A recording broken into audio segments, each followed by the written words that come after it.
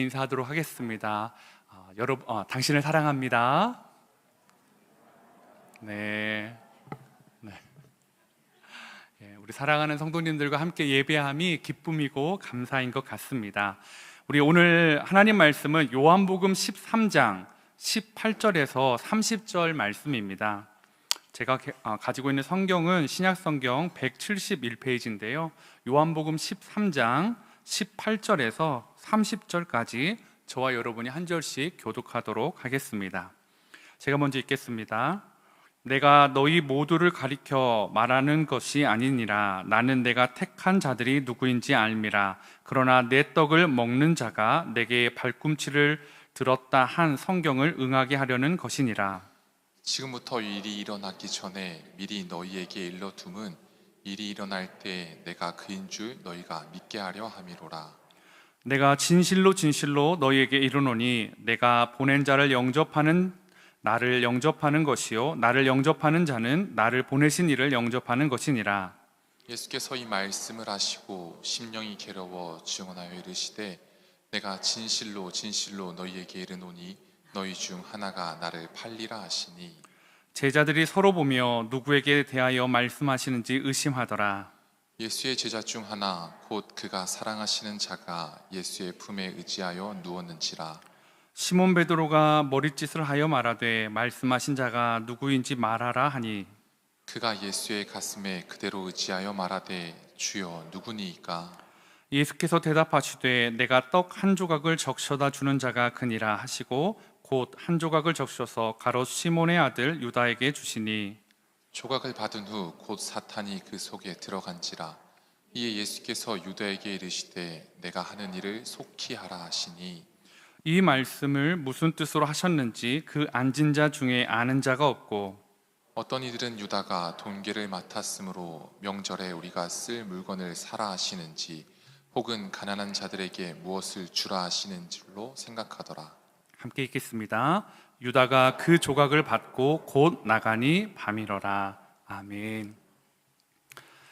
우리가 이제 이 말씀은요, 이제 예수님께서 성만찬을 하시는 본문의 배경을 가지고 있습니다. 그런데 성만찬 전에 우리는 지난주까지 어떤 사건이 있었다라는 것을 같이 이야기했는데요. 어떤 일이 있었죠? 세족식이 있었습니다. 그죠? 세족식의 이야기를 만약에 12명의 제자들에게 이야기의 비중, 이야기에 참여하는 비중을 두었을 때 어느 제자가 지분이 가장 높을까요? 여러분은 세족식에서 가장 중요한 제자가 누구라고 생각하세요? 아마 베드로라고 생각하시는 분들이 있을 겁니다. 왜냐하면 중간에 베드로가 한번 예수님을 저지했잖아요. 어이구 안 됩니다 하다가 나중에는 결국 내 온 몸을 씻겨 주십시오 했을 때 그렇지 않아도 된다라고 말씀하시면서 그 세족식이 이렇게 지나가는 것들을 우리는 기억하실 것입니다. 그런데 우리는 이 세족식의 이야기에 지분이 제자 중에 베드로가 가장 많다라고 생각했고요. 저도 그런 생각을 가지고 있었는데요. 오늘 말씀을 준비하면서 베드로보다 훨씬 더 지분이 많은 사람이 있다라는 것을 제가 발견하게 되었습니다. 그게 바로 가롯 유다였습니다. 오늘 이 13장은 예수님의 세족식을 준비하시고 세족식에 대한 그 이야기와 성만찬 이야기로 하는데요. 놀랍게도 이 13장을 시작하는 그 부분에 누구에 대한 한 제자에 대한 언급이 있는데요. 요한복음 13장 2절에 그 제자의 이름이 이렇게 나옵니다. 마귀가 벌써 시몬의 아들 가롯 유다의 마음에 예수를 팔려는 생각을 넣었더라. 지금 세족식을 하는데 갑자기 그 세족식과는 약간 좀 별개의 이야기인 가롯 유다의 이야기가 앞에 들어와 있다라는 거죠.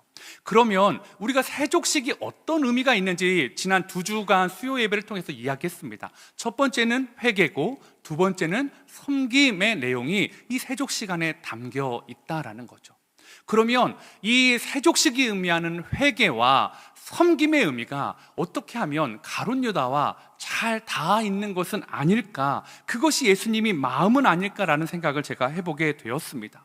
그런 눈으로 본문을 보니까요, 오늘 13장에 너무나 많은 곳곳에 가롯 유다를 향한 가룟 유다에게 보여주고 싶은, 가룟 유다에게 들려주고 싶은, 가룟 유다가 변했으면 좋겠는 그 주님의 마음이 있다라는 것입니다.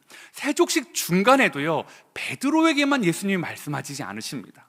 요한복음 13장 10절인데요, 한번 같이 읽도록 하겠습니다. 시작.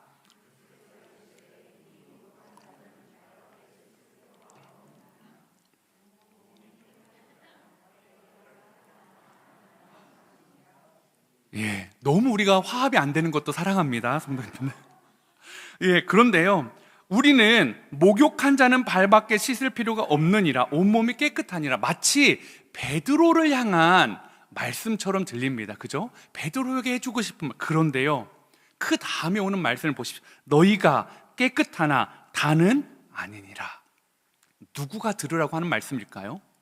가룟 유다에게 주님이 너희가 다 깨끗한데 깨끗한 사람이 아닌 사람이 있다라는 것을 지금 말씀하고 있다라는 거죠. 세족식 중간에요. 그리고 나서 그러면 이 중간에만 그렇게 예수님이 하고 마치시냐? 아닙니다. 마치면서도, 세족식을 끝내면서도 베드로가 아니라 가룟 유다를 향한 메시지를 주님이 주십니다. 18절입니다. 내가 너희 모두를 가리켜 말하는 것이 아니니라. 나는 내가 택한 자들이 누구인지 알미라 라고 말하고 있다라는 거죠. 즉 예수님께서는 내가 택한 자와 내가 택하지 않은 자, 나를 배신할 자가 누군지를 알고 있다라는 것을 또 말씀하고 있다라는 거죠. 즉 세족식의 시작과 중간과 마지막에 계속 가룟 유다를 향해서 이 세족식의 의미를 네가 듣고 돌이키면 좋겠다라는 그 말을, 메시지를 예수님이 주고 계신다라는 것입니다. 예수님의 시선도 그렇고요, 예수님의 마음도요, 가룟 유다에게 쏠려 있습니다. 여러분은 가룟 유다를 어떤 사람이라고 생각하시나요? 죽어 마땅한 사람이라고 생각하시나요? 또 어떤 분들은 의외로 이런 분도 많더라고요. 불쌍한 사람. 어차피 누군가는 해야 되는 일을 가룟 유다가 해줬던 고마운 사람. 누군가 어차피 예수님을 팔았어야 되잖아요. 내가 아닌 게 얼마나 다행이에요. 가룟 유다가 참 고마워요. 이렇게 말하는 분도 있더라고요. 누군가 이 가룟 유다의 배신이 예수님의 십자가를 위해 반드시 필요했는데 그것을 가룟 유다가 해줬다. 어쩔 수 없는 일에 꼭 필요한 사람이다 라고 말하고 있다라는 거죠. 여러분의 생각은 어떠십니까? 예수님을 배신해서 파는 사람이 필요했고 그 일에 누군가는 해야 되는데 그게 가룟 유다가 당첨되었다. 좀 심하게 말해볼까요? 하나님의 구원 사역에, 하나님의 구약의 말씀을 이루어가는 일에 이게 반드시 필요한데 이것을 대신 어떤 다른 피해자가 생기지 않도록 그 일을 했던 사람. 여러분, 그렇다면 가룟 유다는 이 하나님의 계획 안에 희생된 사람입니까? 정말 이 하나님의 예정하심 때문에 하나님이 너는 태어날 때부터 이 일을 위해 태어났어, 너는 이 일을 하다 죽어야 돼 라고 부르신 사람일까요? 그러면 너무 불쌍하잖아요. 여러분, 그런 하나님을 믿으실 수 있으시겠어요?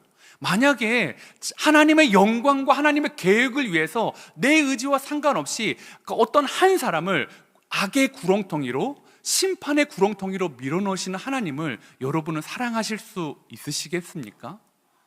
여러분은 어떨지 몰라도 저는 그러기가 쉽지 않을 것 같습니다.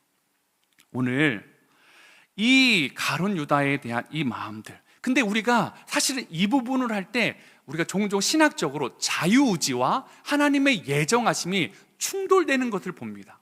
이게 과연 하나님의 예정하심이 가룟 유다의 자유의지를 이긴 건지, 아니면 자유의지가 그걸 선택한 것인지, 사실은 이 부분에 대해서는요, 어떻게 우리가 하나님의 예정과 자유의지를 잘 조합해서 설명할 수 없기 때문에 그 부분에 대해서 조금 미뤄둔다고 하면요, 오늘 성경에서 뭐라고 하는지를 보자고요. 오늘 정말 이게 하나님의 예정대로 밀어붙이심인지 아니면 가룟 유다의 마음에 자유의지가 발동된 것인지 한번 좀 살펴보기를 원합니다. 특별히 이 하나님과 가룟 유다의 관계뿐만이 아니라 오늘 말씀 보면 제3의 세력이 등장합니다. 그게 마귀이고 그게 사탄이다라고 이야기하면서 오늘 성경에서는 이 가룟 유다의 마음에 사탄이 들어가서 그를 조종하는 것처럼 보여주고 있다라는 것입니다. 요한복음 13장 27절에 이렇게 말합니다. 조각을 받은 후 곧 사탄이 그 속에 들어간지라. 사탄이 예수님께서 이 빵을 적셔서 주는 자가 그 사람이다 라고 말씀해 주고 있다라는 거죠. 즉 가룟 유다가 예수님의 지근거리에 있다라는 거예요. 이스라엘 사람들의 식탁은요, 보통 이렇게 U자 형태로 이렇게 있고 왼팔을 이렇게 기대고 이렇게 누워 있습니다. 그러면 우리가 보통 요한을 얘기할 때 예수님의 품에 안긴 자라는 표현을 성경에 보면 나옵니다. 즉 그 말은 뭐냐면 요한이 예수님의 오른편에 있다라는 거죠. 왼팔을 하고 누우면 요한이 이쪽에 왼팔을 두고 하면 예수님 품 안에 있는 거죠. 그러면 예수님이 오른손으로 빵을 적셔서 줄 수 있는 매우 가까운 거리에 누가 있다라는 거예요? 가룟 유다가 있었다라는 거죠. 그 가까운 거리에서 두고 그 예수님과 동행했던 그 유다가 예수님을 팔 마음을 가지고 있을 때 사탄이 그 속에 들어갔다라고 말하는 거죠.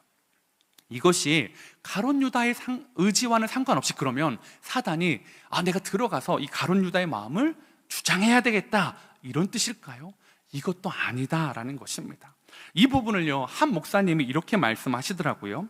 요한복음에서 사단이 들어갔다라는 이 부분을 이렇게 말합니다.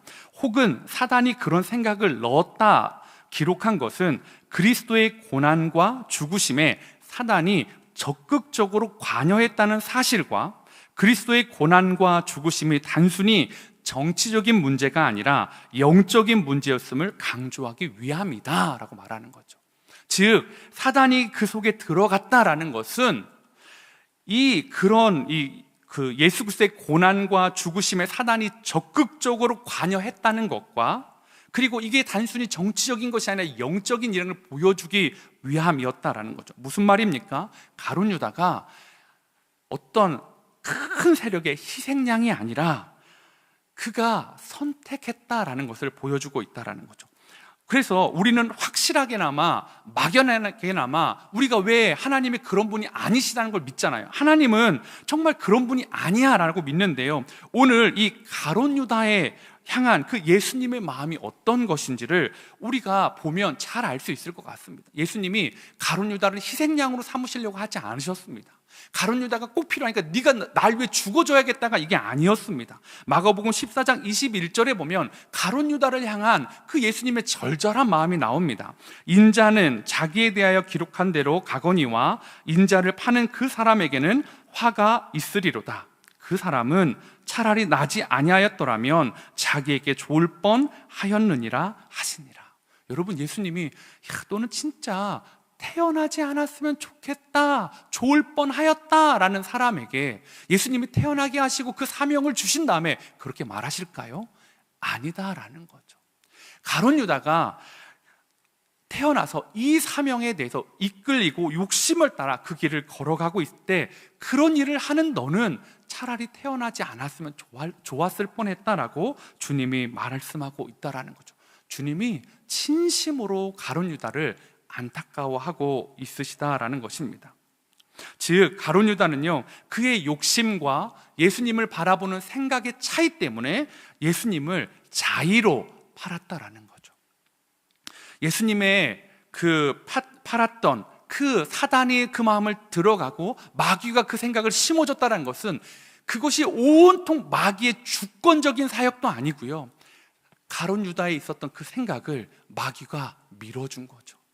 마귀가 지지해 준 거죠. 그럴 때 가룟 유다가 그 일을 시행했다라는 것입니다. 그래서 예수님은 그 일을 안타까워하십니다. 왜요? 그 책임을 가룟 유다가 지어야만 하기 때문입니다. 그래서요, 오늘 세족식이 시작하는 첫 시간과 중간과 마지막과 여러 번 제가 읽었던 그 3번뿐만이 아니라 여러 번 계속해서 가룟 유다에게 그 은밀한 사인을 주고 계십니다. 바로 너다, 바로 너다. 네가 이렇지 않았으면 좋겠다라는 이야기들을 계속하고 있다라는 것은 그가 돌이키길 원하시는 주님의 마음이다라는 것입니다. 그러나 가룟 유다는 어떡하죠? 그 밤에 나가버립니다. 요한이 30절에 곧 나가니 밤이러라. 여러분, 이 시간대가 밤이라는 것은 다 알 수 있는 사실입니다. 그런데 왜 굳이 오늘의 말씀의 마지막 부분에 곧 나가니 밤이로다 라는 단순히 시간이 아니라 가론 유다를 향한 그 마음에 그의 상징하는 것들을 보여주는 표현이다라는 것이죠. 밤이지만 그것이 캄캄한 밤이 아니라 빛이신 예수님이 없는 가론 유다의 모습, 생명이 없는 생명이신 예수님을 떠나가는 가론 유다의 모습, 빛이신 예수님을 적대하는 어둠의 모습을 상징하는 가론 유다의 모습이 오늘 말씀 가운데 등장한다라는 것입니다. 즉 가론 유다는요, 예수님의 그 없는 삶을 살다가, 예수님을 버린 삶을 살다가 극단적인 삶을 선택해야만 했다라는 것입니다. 오늘 이렇게 제자였으면서도 예수님의 그 말씀하신 것들을 끝까지 붙잡지 못하고 그의 삶을 포기해야만 했던 가론 유다를 통해 우리가 배워야 하는 삶의 모습들이 있기에 오늘 가론 유다를 통해 몇 가지 이야기를 나눠보도록 하겠습니다. 가론 유다는요, 장점이 단점이 된 사람이었다라는 것입니다. 여러분, 가론 유다가 그 예수님의 제자들 중에서 어떤 일을 하셨는지 아시는 분이 있을 거예요. 그죠? 어떤 일을 했죠? 회계, 돈 맡은 사람. 여러분 만약에 어떤 모임에서 회계를 아무나 시킬까요?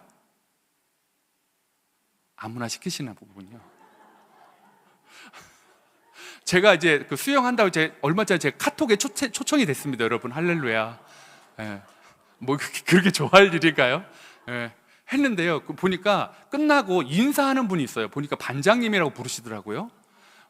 제가 너무 궁금했어요. 반장은 누굴 시킬까? 나도 반장을 할 수 있을까? 뭐 이런 마음은 아니고요, 누굴 반장을 시킬까 봤더니 연배가 많으신 분한테 반장, 그 다음에 부반장, 이게 딱 보니까 저분이 연배가 많으셔서 반장이시고 저분은 부반장이시구나, 딱 알겠더라고. 여러분, 회계를 연배가 많은 분한테 맡기시나요? 보통은 네가 해라 그러시잖아요. 보통 회계는요, 일반적으로 좀 머리 회전이 빠른 사람들, 계산이 밝은 사람들, 그죠? 그 다음에 좀 꼼꼼한 사람들, 이런 사람들에게 시킵니다. 그럼 가론 유다는 어떤 사람이었을까요? 허당? 아니요. 머리 회전이 빠르고요, 계산도 빠르고요, 총기 있고요, 아주 셈이 빠른 사람이었습니다. 특별히 돈에 대해서는 더 그랬다라는 것을 알 수가 있습니다. 그런 걸 좀 증명하는 것들이 성경에 좀 몇 군데 있죠. 마리아가요, 예수님께 300데나리온이나 되는 향유를 깨트려 붓습니다. 근데 그걸 깨트려 부었을 때 단번에 그 향유의 가치를 알아본 사람이 누굽니까? 가론 유다였습니다. 가론 유다만 그게 300데나리온이 되는데 그걸 가져다가 가난한 사람을 도면 얼마나 많은 사람들이 필요를 채울 수 있고 밥을 먹을 수 있고 구제를 받을 수 있는데 그거를 이렇게 한 번에 쏟아버려 했던 딱 그 물건의 가치를 알아보는 사람이 바로 가론 유다였습니다. 가론 유다는요, 돈에 대해서는 정확한 가치를 가지고 있었던 사람이었습니다. 그리고요, 제가 생각해 보니까 아이러니하게도요, 예수님이 말씀하신 것들을 가장 잘 이해한 사람이 가론 유다였습니다. 이해가 되시나요? 가론 유다만이 예수님이 하신 말씀을 잘 알아들었다고요. 보세요, 다른 제자들은요, 이 세족식이 있는 날까지 뭐 때문에 싸웠죠? 누가 크냐고요. 무슨 말이에요? 예수님이 뭘 할지를 모르는 사람들이에요. 예수님이 어떤 사명을 감당하고 예수님이 어떤 일을 하실지를 모르니까 누가 크냐? 야, 다 왔어. 우리 예루살렘에 왔어. 누가 클까? 예수님이 왕이 되면 누가 더 높은 자리에 될까 막 싸우는데 가론 유다는 그러지 않았습니다. 이미 예수님을 팔려고 했어요. 왜요? 이 사람이 왕이 되지 않다라는 것을 딱 계산이 나왔으니까요. 예수님이 여러 번 제자들에게 나의 가는 길이 어떠한 길인지를 얘기해 줬을 때 동의되지는 않지만 그 길이 왕의 길이 아니다라는 것, 아니 세상에 말하는 왕의 길이 아니다라는 것을 정확히 꿰뚫었던 사람이 가론 유다였습니다. 가론 유다는요, 그만큼 똑똑한 사람이었어요. 그걸 알았기에 예수님을 떠나려고 한 거죠. 여러분, 제자들은 그걸 몰랐으니까 싸우고 있고요. 그걸 명확히 계산이 나왔기 때문에, 아, 이분은 이런 삶을 살겠구나를 알았기 때문에 여러분, 배신할 수 있는 겁니다. 배신 함부로 하지 않습니다. 일말의 어떤 가능성이나 뭔가가 남아있을 때는 배신하는 게 쉽지 않습니다. 왜 배신했을까요? 딱 정확히 계산이 남았으니까요. 내가 지향하는 바와는 다른 사람, 내가 따라가도 내가 유익이 없는 사람이라고 느꼈기 때문에 그는 예수님에 대한 노선을 철회하였다라는 것입니다. 보세요. 가장 명석하고 가장 장점이 많았던, 어쩌면 예수님에 대한 이야기들이 하시는 이야기들을 가장 잘 알아들었던 사람이 가롯 유다였습니다. 그런데 그 장점이요, 예수님께 가까이 가는 게 아니라 어떻게 사용됐다고요? 예수님을 버리는 데 사용되었다라는 것입니다. 예수님을요, 은 30세겔에 대제사장에 팔았습니다. 은 1세겔이요, 한 11.4g 정도가 됩니다. 그러니까 30세겔이니까 뭐 곱하기 하시면 바로 여러분은 계산하실 줄 믿습니다. 그런데요, 이게 제가 가지고 있는 주석에 보니까 보통 이 은 한 세겔이 오늘날로 따지면 한 미국 달러로 6달러 정도 된다고 합니다. 뭐 궁금하신 분은 오늘날의 은 시세를 찾아서 정확히 계산해 보시면 더 좋겠지만, 제 주석에는 그랬으니까요. 대략 제가 한번, 그러면 이게 6달러니까 이게 30 하고 대충 계산해 보니까 이게 한 24만 원 정도? 그러니까 예수님을 얼마에 판 거예요? 24만 원에 판 거예요. 여러분, 유다가요, 돈이 막 급해서 24만 원 때문에 정말 이 예수님을 팔았을까요? 아니요. 예수님에 대한 실망감, 내가 가는 길과 같지 않은 것 때문에 그가 어쩌면요, 24만 원은 안 됐어도 예수님 팔았을 거요. 은 20세겔, 10세겔 상관없었을지도 모르겠습니다. 여러분, 향유의 값어치는 정확히 분간할 수 있는 사람이요, 예수님의 값어치는 분간하지 못해요. 여러분, 저와 여러분은 어떠십니까? 세상에 부동산 시세, 주식 시세, 아니면 뭐 비트코인, 아니면 뭐에 대한 것들은 바삭한데요, 혹시 예수님에 대한 가치는 잘 판단하지 못하고 있지는 않으십니까? 가룟 유다의 모습이 오늘날 우리에게도, 아니 제게도 있다는 걸 보게 됩니다. 다른 것들, 다른 거에 대해서는 막 다 정통한데요, 예수님의 값어치를 너무 작게, 24만 원이지, 예수님은 이것밖에 안 되지, 예수님은 이것밖에 하실 수 없지, 예수님은 이런 분이지. 여러분, 그래서 혹시 예수님이 우리의 삶에, 가룟 유다의 삶에 영향력을 못 미치시는 것처럼 그렇게 계시고 있는 건 아니십니까? 여러분, 이 30세겔이요, 단순히 24만 원이지만 이게 오늘날의 화폐의 가치와 그게 2000년 전의 화폐의 가치가 다를 수 있기 때문에, 그런데요, 더 명확하게 30세겔이 어떤 의미가 있는지를 성경에 말해주는 곳이 있습니다. 출애굽기 21장 32절인데요, 한번 여러분이 읽도록 하겠습니다. 시작. 여종을 받으면 소임자가 은 30세겔을 그의 상전에게 줄 것이요 소는 돌로 쳐서 죽일지니라. 예. 성경의 율법에 보니까요, 30세겔을 대가로 주는 게 있어요. 어떤 사람에 대해서 주는 겁니까? 아니, 소가 아니에요, 여러분. 큰일 납니다. 소가 남종이나 여종을 바쳐가지고 죽게 했어요. 그러면 그 소의 주인이 은 30세겔만 주면 되는 거예요. 즉, 종 한 사람의 값어치가 30세겔이라는 거죠.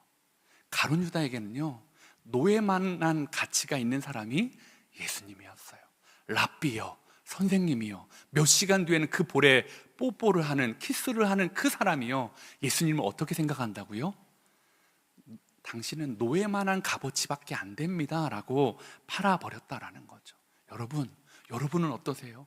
교회에 오시고 주님을 사랑한다고 하는데, 혹시 여러분의 삶에 예수님은 얼마만한 가치를 가지고 있으십니까? 얼마만한 가치로 예수님을 대우하고 계십니까? 여러분, 예수님이 나의 전부십니다 하는데, 혹시 예수님을 노예 한 명의 가치 24만 원에 혹시 여러분의 삶 가운데 예수님 조금만 뒤로 물러나 주실 수 있겠습니까? 예수님 잠깐만 좀 눈 감아 주실 수 있겠습니까? 하고 있지는 않으십니까? 가룟 유다는요, 정확히 알고 있었습니다. 그는요, 사단이 그의 마음을 조종한 게 아니라요, 그의 마음에 이미 그 생각이 있었고 사단은 그것을 유혹했고 그 마음에 힘을 실어 주었다라는 거죠. 여러분, 예수님이 그 유다를 얼마나 안타까워 하셨겠습니까? 그리고 이 세족식의 얘기가 회개와 맞닿아 있는 이 얘기 가운데 유다야, 유다야, 유다야, 유다야, 실명은 거론하지 않지만 계속해서 그 유다에 대한 이야기를 하는 것은 뭘까요? 유다야, 너도 회개하고 돌아와라. 유다야, 너도 회개하고 돌아와라. 날 팔아도 되니까 회개하고 돌아오라는 그 주님의 말씀이 오늘 이 안에 묻어 있다라는 것입니다. 여러분, 우리가 주님을 종종 오해할 때가 있습니다. 주님이 주신 은사와 달란트를 가지고, 우리에게 주신 장점을 가지고 주님을 위해 쓰는 것이 아니라 주님께 멀어지는데 혹시 쓰고 있지는 않으십니까? 혹시 주식의 그래프만 봐도 이건 사야 돼, 지금 팔아야 돼, 잘 아시는 분 있으십니까? 주식하는 거 뭐 나쁜 거 아니잖아요. 그런데 주님보다 거기에 너무 목매어 있지는 않으십니까?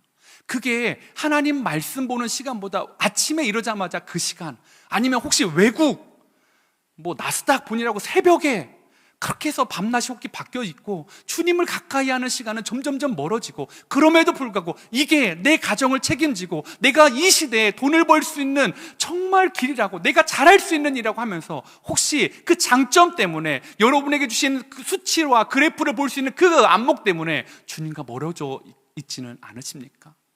혹시 자녀를 잘 키울 수 있는 길이 보이는 분들 계십니까? 우리 아이는 이렇게 해가지고 요 학원 요관에서 정말로 좋은 대학 이렇게 보내야지. 좋습니다. 하나님이 주신 은사고 달란트입니다. 그런데 그것 때문에 주님의 길은 안 보고 나의 길만 혹시 보고 있지는 않으십니까? 오늘 저와 여러분의 은사와 달란트가요, 장점이 주님 안에서 더 강점이 되길 원합니다. 주님이 주신 장점이 약점이 되지 않길 원합니다. 1달란트 줬던 종에게 주인이 뭐라고 하죠? 네가 나를 오해했다고요.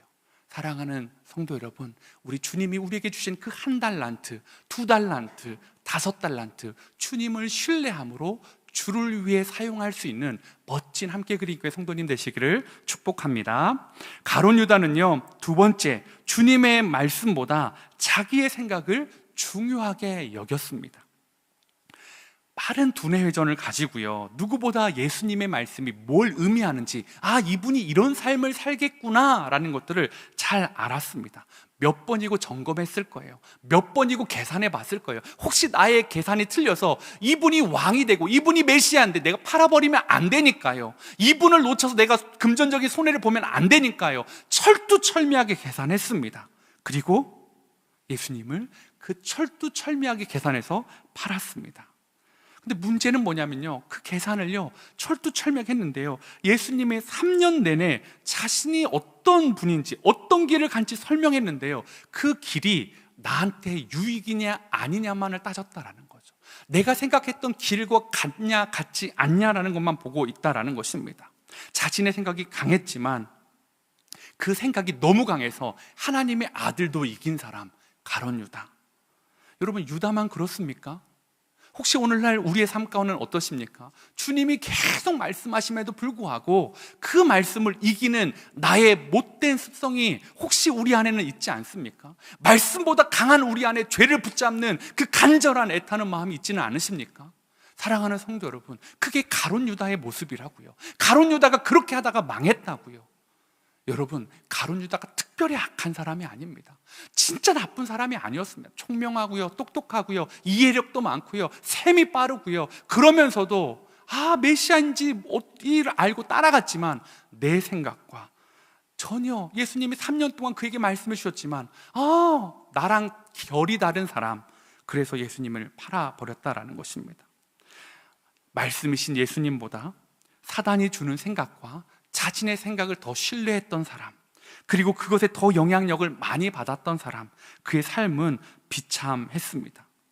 가룟 유다가 생각했던 메시아의 모습이 어땠을까요? 독특한 생각을 가졌을까요? 천재여서 막 또라이처럼 막 메시아에 대한 탁월한 생각을 가졌을까요? 아니요. 그 당시에 많은 유대인들이 가졌던 생각이었습니다. 먹을 걸 배부르게 해주고, 물질의 어려움에서 해결해주고 건강하게 해주고 왕으로서 로마의 압제에서 해결해주고 그런 메시아, 모든 사람들이 꿈꿨던 그런 메시아의 모습을 오늘 이 가룟 유다도 가지고 있었다라는 것입니다. 그런데요, 다 그랬어요. 제자들도 그랬어요. 나머지 제자들도 그랬어요. 근데요, 11 제자는요 어떻게 했습니까? 자신의 생각이 교정되었습니다. 자신의 생각을 내려놓았습니다. 그리고 주의 말씀을 붙잡습니다.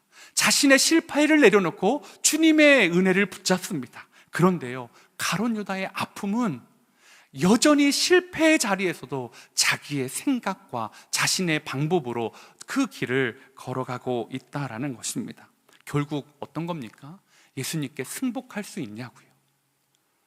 예수님하고 좀 내가 생각이 달라서 자기 길로 갔지만 그래서 그 자리에서 이게 아니구나. 그래서 성전에 가서 은 30세겔을 던져버리고 나왔어요. 나 안 할래 했는데 아무도 안 받아주니까 그 성전에 그냥 던져버리고 나왔어요. 뭐예요? 후회하는 거잖아요. 이게 아니다라는 거잖아요. 그런데도 자기의 길로 자기의 방식으로 갑니다. 근데 베드로는 어떻게 했습니까?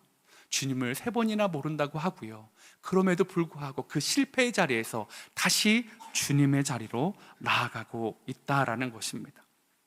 아브라함의 조카 롯 기억하시죠? 어느 쪽을 선택할래 했을 때 롯은요, 하나님의 약속이 아니라 자기 눈에 보여지는 것, 자기 눈에 확실히 보여지는 걸 쫓아갔던 사람이었습니다. 그리고 하는 것처럼 어려움에 빠지게 됩니다.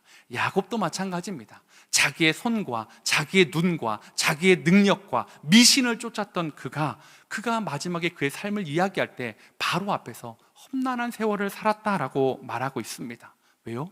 지름길인 줄 알았어요. 그런데 지름길이 아니라 멸망의 길이었어요. 돌아가는 길이었습니다. 여러분, 세상에 편한 길을 많이 이야기할 것입니다. 이렇게 가면 편하다고요. 이렇게 하면 혹시 더 좋은 길이라고요. 그런데요, 신앙에 편한 길이 있을까요? 있으시면 저에게 좀 알려주십시오. 마치 영어 공부에 왕도가 없는 것처럼 신앙에는 왕도가 없습니다. 신앙에는 말씀을 따라 걷는 것밖에 없습니다. 말씀을 따라 걷다가 고난을 당하기도 하고요, 말씀을 따라 걷다가 슬픔을 만나기도 하고요, 말씀을 따라 걷다가 병을 만나기도 하고요, 말씀을 따라 걷다가 집안이 망하는 것도 만나게 되고요, 말씀을 따라 걷다가 심장이 에일 듯한 배신도 당하기도 하고요. 그런데요, 어떻게 해요? 그 말씀에 따라가는 길을 놓지 않고 좁은 길로 가는 정말 여러분 되시기를 소망해 봅니다. 마태복음 7장 13절 14절에 이렇게 말합니다. 좁은 문으로 들어가라. 멸망으로 인도하는 문은 크고 그 길은 넓어 그리로 들어가는 자가 많고 생명으로 인도하는 문은 좁고 길이 협착하여 찾는 자가 적음이라. 여러분, 제자의 타이틀을 가진 사람이 아니라 어떻게 해요? 회개하는 자, 주님을 사랑하는 자, 주님 앞에 내 생각을 내려놓을 수 있는 자, 주님이 주신 장점으로 주를 위해 일하는 자, 그런 가룟 유다가 되기를 원합니다. 가룟 유다가요, 우리 안에도 있어요. 우리도 가룟 유다예요. 그런데요, 주님을 사랑하는 가룟 유다 됐으면 좋겠습니다. 내 생각을 내려놓는 가룟 유다 됐으면 좋겠습니다. 장점을 주를 위해 드릴 수 있는 가룟 유다가 되길 소망해 봅니다. 그러면 우리의 길이 2000년 전에 그 가룟 유다와 같지 않을 거라고 저는 확신합니다. 여러분을 사랑하시고 은사와 선물을 주신 하나님께서 여러분을 아름답게 인도하실 것을 믿으며 우리 찬양하며 나아가도록 하겠습니다. 우리 이 시간에요, 우리 부르신 곳에서라는 찬양인데요, 따스한 성령님 마음으로 봅니다. 내 몸을 감싸며 주시는 그 평안함, 여러분 그 평안함 가운데 만족감이 있으십니까? 주님이 있는데 혹시 만족감이 없어서 저걸 가지면 좀 더 만족할까? 혹시 그런 생각이 있으신가요? 맞아요. 그걸 가지면 조금 더 편안하고 만족할 수 있습니다. 그거 나쁜 거 아니에요. 그런데 주님 없이는 그걸 가져서 아무 소용이 없습니다. 주님과 함께 그것을 누리는 여러분 되길 원합니다. 그래서 우리는 주님을 예배합니다. 어떤 상황에도 어떤 모습으로도 부르신 곳에서 주님을 예배하는 저와 여러분 되길 원합니다. 우리 찬양하며 나아가도록 하겠습니다. 따스한 성령님